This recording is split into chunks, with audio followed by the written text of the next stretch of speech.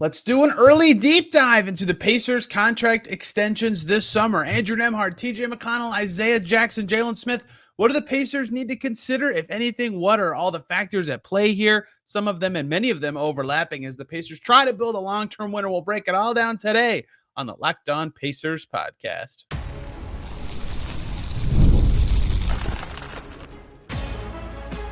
You are Locked On Pacers, your daily Indiana Pacers podcast, part of the Locked On Podcast Network, your team every day. Happy Tuesday, y'all, and welcome into another edition of the Locked On Pacers podcast, where we, of course, talk about the Indiana Pacers. As always, my name's Tony East. I cover the team for Forbes and SI, and today we are getting ahead on the extensions, the early right now dynamics that the Pacers will have to consider for their presently extension-eligible players. They could end up acquiring somebody who also is extension-eligible. Their dynamics could change. This will be worth rediscussing after free agency, but I want to take an early look at it because it's such a prominent part of their summer in a way that it sometimes isn't, or in a way that it unusually affects what could be the future of the Pacers at several positions. A very interesting spot they're in heading into this summer from an extensions perspective. We'll run through the pros and cons for each of the four players that could be extension eligible, and lots of other stuff, including overlapping future factors and all sorts of good stuff like that. Important to note two things here. One, two Pacers players are extension eligible right now, right this second you listening to this. Yes, that would be Doug McDermott and Pascal Siakam, except those extensions are a huge waste of time because, one, they're too low. In Siakam's case, his max extension right this second, today, you listening, is 2 years, $81.5 million. McDermott's is 2 years, $29.5 million. The Pacers would never do that. The reason those are comical right now is it's going to be free agency in a month. Just wait, see if a different contract's there, and you can just sign it then. So there's nothing going to happen. The other thing that's noteworthy that we'll get to is Jalen Smith has to opt into his player option to be extension eligible. If he opts out, he is not. Let's just dive right in to this, though. And when I started a pros and cons list, I kind of had trouble formulating exactly why this is a pro. So I'm just going to say what I typed, which is good players under reasonable contracts for longer is good, right? Like that's the reason. The reason you do an extension is the pro. It's to get the player on a longer contract on your team, even if it means they make more money. So it doesn't sound, I get why that doesn't sound like a pro. That sounds stupid because that is what you're doing. You're extending someone's contract, but that is the purpose of it, right? That's how the Pacers have gotten here in large part over the last half decade. This has been a Kevin Pritchard special to me, is exactly this. Good players under very reasonable, sometimes under market value contracts for a long time. Myles Turner at 18 to 19 million for 4 of the last 5 seasons, right? Outside of the season, he had the renegotiation. A steal. Aaron Nesmith at 11 million the next 3 years is a steal. The number they had Sabonis at for a long time is a steal, just for example. And that helps you build your team out so much when your best players or good players are on reasonable long contracts. So that is, of course, the biggest pro of any extension, including the players we'll talk about today. But it's not, it sounds so stupid to say the pros are the contract and having the player, because that's the pro of signing someone or the pro of trading for someone. But that really is the advantage. And especially with young players, having them cost controlled early does make a lot of sense, like with Andrew Nembhard, like with Isaiah Jackson, if you can get them on the price that makes sense. Now, there's a lot to consider early and a lot that the Pacers will have to think about, most notably their future funds and future money. For example, if they re-sign Obi Toppin, if they re-sign Pascal Siakam, next summer, Myles Turner, free agent, due for a raise. TJ McConnell, extension eligible. If he makes more money, if Andrew Nembhard makes more money, if Isaiah Jackson makes more money, they're already into the tax, and they would be losing that's or close to the tax, I should say, without money earmarked for Ben Shepherd or Ben Mathurin or for Jarris Walker or for any other number of players they may acquire in the next 2 seasons. So they have to be mindful that extending everybody who's extension eligible or giving them a significantly large contract right now does prevent them from having a lot of flexibility in the future, which, as we know, the Pacers like, unless they're willing to pay the tax and maybe they think they're good enough to do that.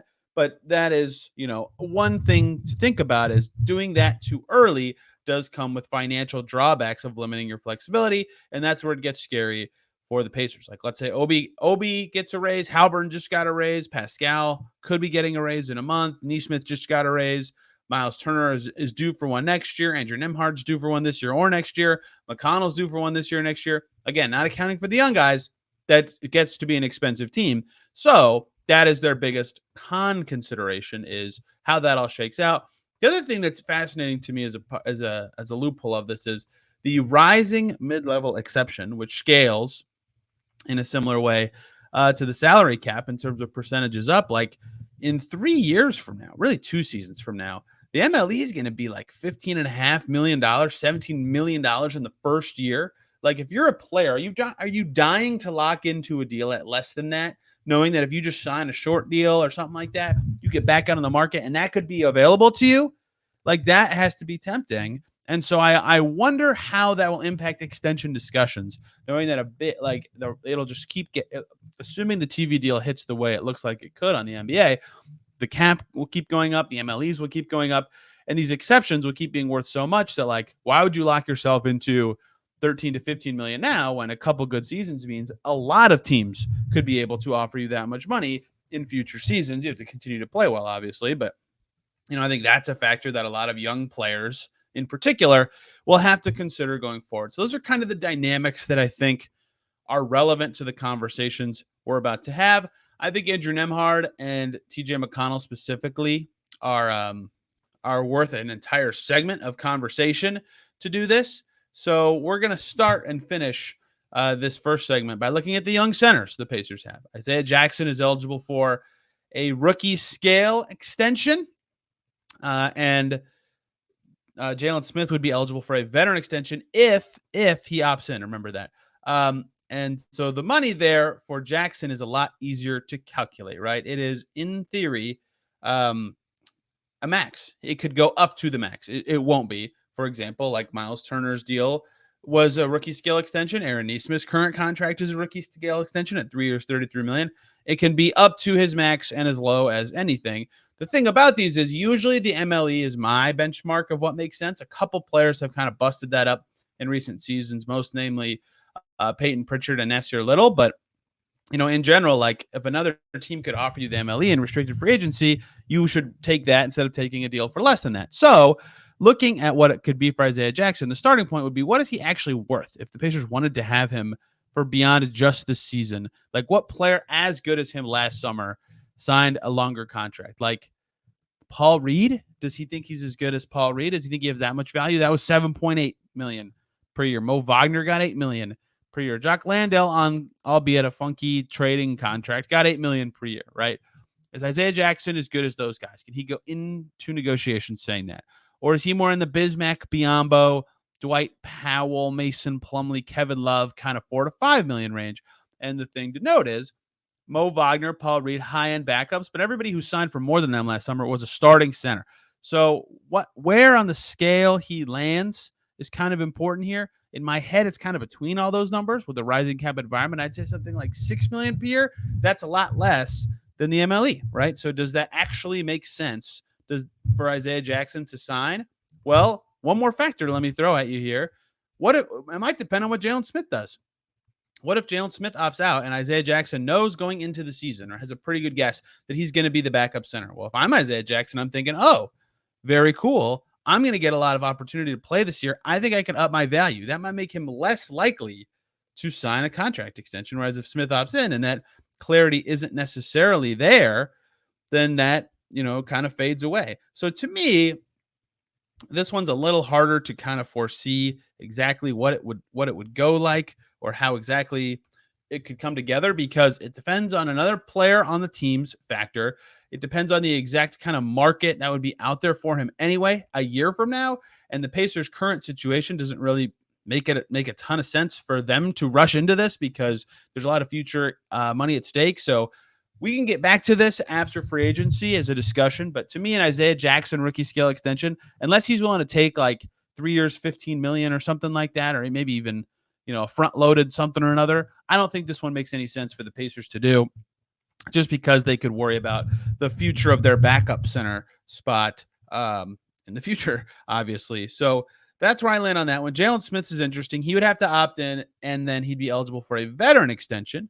For some reason have deleted the actual thing from my sheet, so I'm redoing the calculation on what it is right now, but I believe it's something like 4 years, 34. Yeah, I was really close. 4 years, 33.97 million would be the max it could be.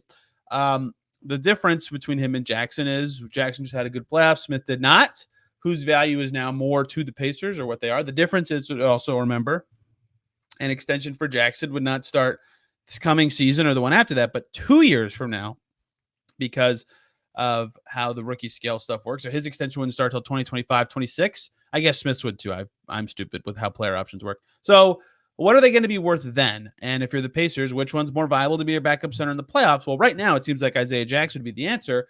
But what if Smith opts in and then Jackson's used it as a trade piece because they have their backup center in Jalen Smith? Well, then maybe they'd want to extend him, but is he worth 4 years, 34 million? No. So it'd be something less than that. And maybe we get back to the same thing we just talked about, 3 years, 15 million, something like that. But at that point, does Smith want to opt out? He could make 5.4 million and then get back on the market next year. It might depend on if they know if they're playing or not, ironically, as the backup 5 for the Pacers. So this one is interesting because the Pacers kind of can have some control over the dynamics by offering playing time. But at the same time, I don't think either of these are worth doing to sacrifice future flexibility when, especially in Jackson's case, they can make him a restricted free agent next summer. Just keep him then. If he plays great, pay him. And if he plays the same or plays a little better, then you can pay him backup center money and deal with it then. So that's kind of why I think neither of these make sense to happen unless something zany happens in free agency. But I suppose with interesting young players who have shown very good flashes, Jackson in the playoffs, Smith throughout the regular season, you at least consider it, especially under the parameters that we've laid out. Let's continue and let's dive into Andrew Nembhard, a full segment's worth of discussion on his extension, what it could look like, the pros, the cons, what he might be thinking, and how that would play into this, all coming on our next segment here. Before we get to any of that, though, we have got to talk about FanDuel. It's winner take all time in the NBA and the NHL, and FanDuel is giving you a shot to bring home a big win of your own. The finals are here. The Celtics and the Mavericks and Edmonton versus Florida. That flight is crazy for my media pals. And right now, if you're involved in that action, new customers on FanDuel can get $150 in bonus bets with any winning $5 bet. How about that? $150 to bet on hockey spreads or NBA money lines or player props in whatever sport you like, MLB, anything, and plenty more of the fun bets over on FanDuel. Visit FanDuel.com/lockdown to get that offer and make every playoff shot count. Again, $150 in bonus bets with any winning $5 bet. That's on FanDuel, America's #1 sportsbook. We are back here on Locked On Pacers. Thanks for making us your first listen today and every single day. For your second listen, go jump over to either of those shows, Locked On Mavs, Locked On Celtics, hear about the upcoming finals just 2 days away. Man, has it been a while since the NBA has been rocking. Let's talk about Andrew Nembhard, and I'm going to read you a paragraph from Mark Stein, and then I'm going to talk about it, and then I'm going to talk about the extension. Mark Stein and his Substack, the Steinline, reporting this week. I'm reading the paragraph first. The Pacers are also widely expected to re-sign Pascal Siakam this offseason to a lucrative new contract after acquiring Siakam from Toronto via trade in January, and likewise come to terms on a contract extension with Andrew Nembhard after a string of strong performances from the Canadian. Both players are represented by the same Life Sports Todd Ramasar. Does that mean they are widely expected to sign Nembhard to an extension, or is it widely expected to sign Siakam and likewise also could come to terms? I don't. The wording there isn't perfect to me. That reads to me like the Pacers are widely expected to agree to a contract extension with Andrew Nembhard, which is interesting. I suppose it makes sense, though. So here's the dynamics of that. Andrew Nembhard's current contract has a team option for 2025-26. The Pacers would have likely declined it anyway because of restricted free agency reasons, but they could decline it now and then give him an extension that starts next season. So that would be a way for them to get him paid earlier. If you listen to the show outlining the Pacers offseason and the decisions they have to make with their own players, you heard about this. But the reason Nembhard can get an extension that's actually worth his value is because you can extend a player based on a raise over the average estimated salary around the league. I am guesstimating this year's current one is $11.958 million. In a future season, it could be anything. I use $12 million on the show outlining the offseason. I think a more reasonable actual prediction, something like $12.5 million. So with that in mind, The max extension, adding 4 years to Nembhard's current contract, would be 4 years, about, because it depends on the estimated salary, $78.4 million. So the pros, let's go back to what we started with. A good player under contract for a while that starts at $17.5 million. It peaks at 21.7. That's fine. That's totally reasonable for a young, solid starter, playoff contributor, good defender, good player like Andrew Nembhard, right? Like good starters get 15, 20, $25 million. That's just how it works in the current market. I'm currently looking at the screen of Brooke Lopez getting that last year, and Bruce Brown getting 20 million last year, and Karis LeVert getting 16 million last year. And then we go to the wing and we can see that the sorting feature broke when I clicked. And Cam Johnson gets 23 million last year. Dylan Brooks gets 21.5, right? If you're a good, solid starter at an important position, you're getting in that range. Kyle Kuzma got that last year. Hachimura was at 17. You get the gist of what I'm saying. Andrew Nembhard's worth that to me and is getting better and is only 24. So the starting point is Andrew Nembhard worth his maximum extension? I would start the conversation there if I'm the Pacers, and Tony East, would land on the answer of yes, he is. And so what happens from there? One is you consider the same things I just talked about. What does it mean if you add a salary to your team next season that's a $15 million raise? Like, does that prohibit you from doing something with McConnell? Does that make you not want to do something with your centers? How does that impact Myles Turner's free agency? You're going to have to trade someone else to clear money, potentially. Like, it's just kind of a tricky thing because he was scheduled to make $2.1 million next season, although, again, they would have declined that for restricted free agency.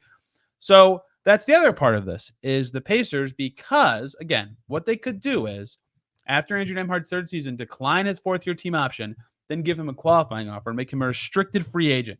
Could they penny pinch him if they did that? That would suck if you're Andrew Nembhard and his agency, but is that a way for the Pacers to save some money that they might need to? I don't know, but that's a reality. That's a part of this.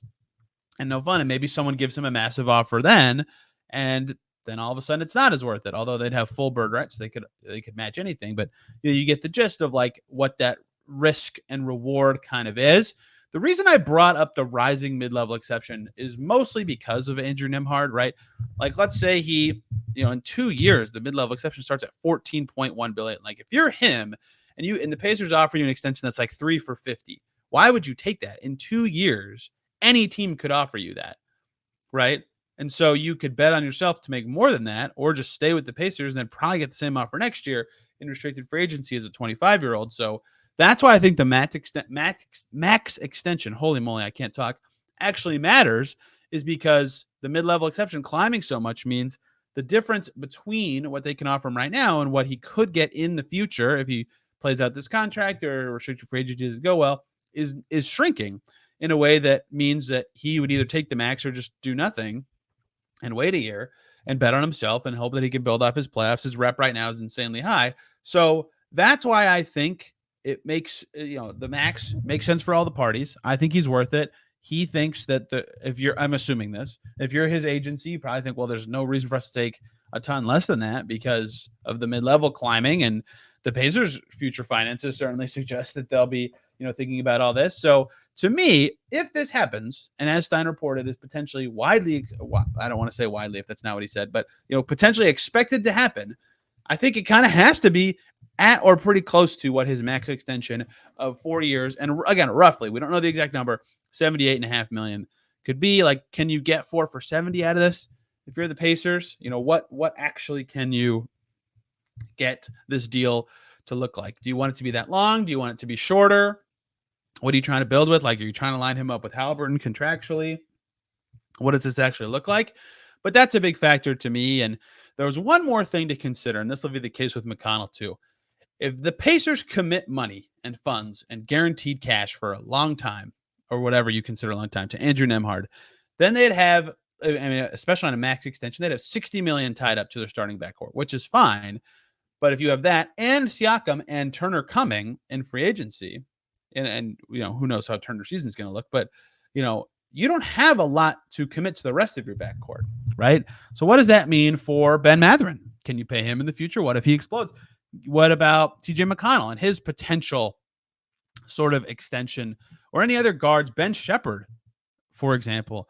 Does Aaron Nesmith end up being a 2 in some ways on this team? Like, there are a lot of factors at play with that position that also makes sense to think about this extension now versus getting another year of like who plays with what, who fits with what, how are we approaching this backcourt, and then figuring it out. And the same question applies to McConnell, although in a different way. So that there's just a lot of interesting factors to me here, but I would it's a starter. It's a good starter who just had a great playoffs and proved that he can play at that level and defend in a way that helps this Pacers team. I would strongly consider, especially with the cap rising as much as it is, doing, if I'm the Pacers, offering 4 years, $78.4 million. And next summer, can Andrew Nembhard get significantly more than that? Because it's a restricted free agency. The Pacers can keep him next summer no matter what. Would he not take this to either get significantly more than that or see if the MLE is out there in the future? Maybe. Maybe he could get into the 20s. And that would be why the hurdle would be, is if he thinks he can get more than 20 to 25 million or something like that, then this seems like something that would not happen. Let's see how free agency goes. We can circle back on this conversation. This one's very interesting, but I think given Stein's framing, it's plausible to think this could happen.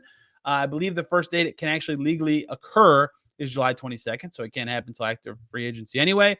But I think that one's fascinating. I think the dynamics of that are fascinating, and I can't wait to see where it takes out. Let's close with TJ McConnell, who is extension eligible as well, entering the final season of his contract. We'll talk about him and his extension outlook right now to close out today's show. This next segment is brought to you by BetterHelp. We all carry around different stressors, big and small, and we keep them bottled up. It can start to affect us negatively. Therapy is a safe space to get things off your chest and to figure out how to work through whatever is weighing you down. It can be helpful for lots of stuff beyond that, including learning positive coping skills, learning how to set boundaries. It empowers you to be the best version of yourself, and it's not just for people who've experienced major trauma. If you have been thinking about starting therapy, give BetterHelp a try. It's entirely online, designed to be convenient, flexible, and suited to your schedule. Just fill out a brief questionnaire and get matched with a licensed therapist and switch at any time for no additional charge. Get it off your chest with BetterHelp. Visit BetterHelp.com/LockedOnNBA today to get 10% off your first month. That's BetterHelp, HELP.com/LockedOnNBA. We're back here on Locked On Pacers. Thanks for making us your first listen today and every single day. Make your second listen Locked On Women's Basketball. Howard Magdahl of The Next talking about Caitlin Clark today. Lots of nonsense talking about Caitlin. I haven't listened to Howard yet because it just came out a couple hours ago, but I'm sure he crushed it as he usually does in that space. Let's finish up talking T.J. McConnell. New things on this. We talked about his offseason outlook and what the Pacers can offer him on the offseason preview episode last Friday. Since then, I have not listened to this yet. I plan on doing so in the next 2 days. Evan Sidery aggregated from JMV, the Ride with JMV, the afternoon sports talk radio show here locally in Indy. Chad Buchanan, Pacers GM, went on it again after the season ended. And this tweet says, the Pacers want TJ McConnell to stay with the organization for the remainder of his career. Whew. He had a great season, obviously. As soon as Mathurin got hurt and he realized he needed to be a scorer, he was. He is a master of a strange shot that no one else takes. He gets in the paint. He's a great locker room guy, just an awesome teammate to have if you're the Pacers, and is good. And, his contract is partially guaranteed this summer. That doesn't matter. They're going to fully guarantee that. But they also can extend it. I don't know the exact date. It might just be July 6th. It might be August 6th. I don't know. And it can start at up to $13 million in year one, right? That's a lot of money. But let's return to our earlier conversation. With raises, TJ McConnell's max extension, by the way, is $58.7 million over 4 years. Go back to our earlier conversation. Right now, next summer, TJ McConnell will be a free agent. And I would presume right now, given what we know of the Pacers and their potential offseason upcoming, he will be the backup point guard for the team again next year.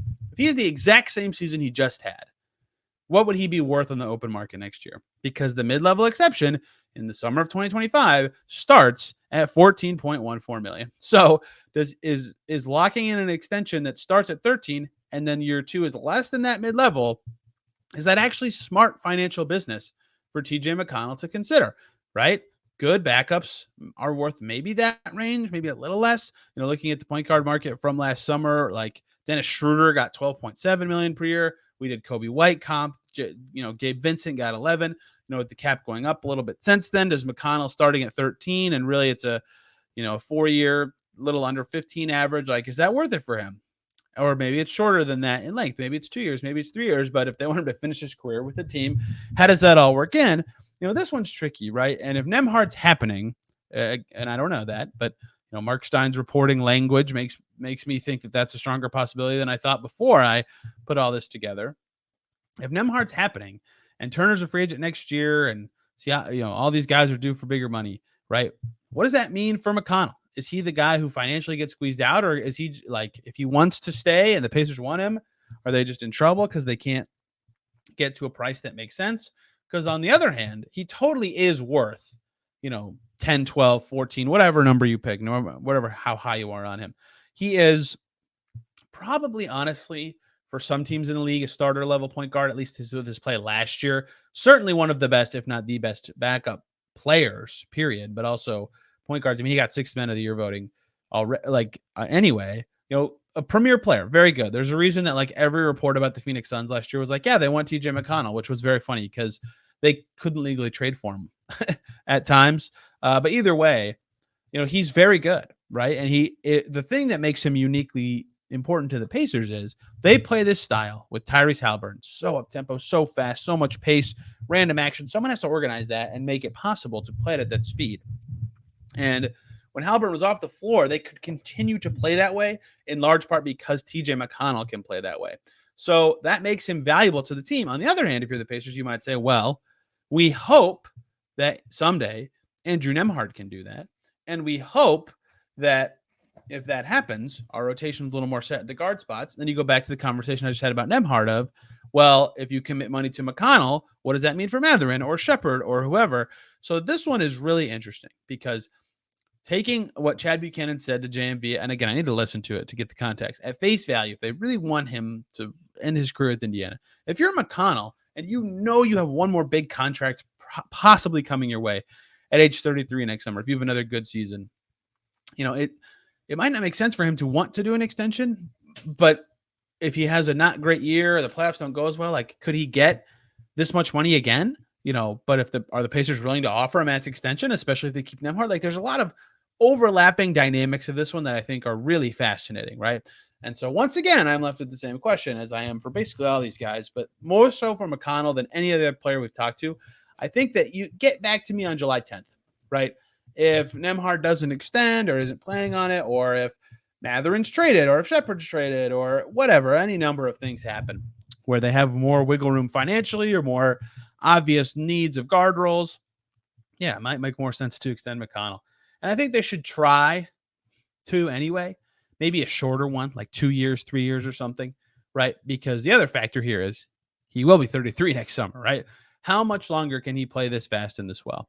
A lot of guys can get to in the new NBA with the new medicine, 35 to me is the hardest line of oof, things get tough there. If you give McConnell a 4-year extension, he crosses that line. So it's going to be really fascinating to see how this one would go. I think it would depend on if McConnell agrees that he wants to retire in Indiana. If he sees a role for him to play this year, if he thinks he can get more than that, all sorts of little factors with him and with the team and their dynamics and the guard spots that, to me, I would put this one at less than 50% because of those factors. But if there's mutual interest to keep a good player, there's always a way to make something happen. There's just, to me, a lot of factors that make this one interesting. I didn't really talk about the years component too much with other guys. Would Jalen Smith be willing to take a 1-year extension if he knew Isaiah Jackson got traded and then he could try to get back on the market then, but take the raise or now, or guaranteed money, or I was just thinking through that then. I don't think that really makes sense for him. Or would Nembhard be willing to take fewer years to get back out on the market sooner in his career and try to line up his contracts better with maxes? You just never know what these guys could want and how this could all shake out and how agency relations play a part. But to me, if I had to rank the most likely to least likely right now, before free agency happens, before the draft happens, before any trades happens, I'd say Nembhard first, McConnell second, Jackson third, Smith fourth. That, to me, is the details you need to think about the Pacers contract extensions heading into the summer. But we will see how these dynamics change as the Pacers situation and finance and all that changes. We'll know sooner. As soon as the finals are done, the next day, free agency can start for your own players as a team. So we could be 2.5, 3 weeks away from that reality hitting.